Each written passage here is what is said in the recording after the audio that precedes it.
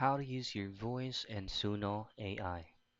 First things first is just to open up any preferred web browser that you want to use. And on this video, I'm gonna be using Google Chrome. Now, once you're here, all you have to do is just go directly to suno.com so that you'll be redirected to Suno AI's official website. And here, just click on these options that says make a song, and you will now then be redirected to your project dashboard. And again, you just have to log into a free account so that you will be successfully go in here.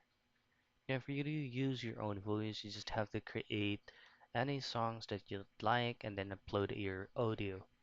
Now, once you're here, just go to create and you will be prompted as a default on simple. So you just have to change it to custom.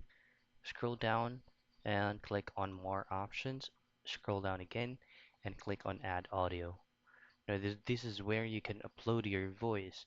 So you have two options in here.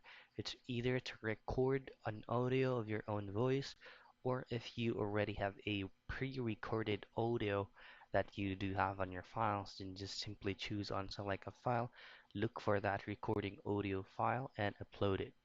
And that's pretty much it. That's how you can use your own voice on Suno AI.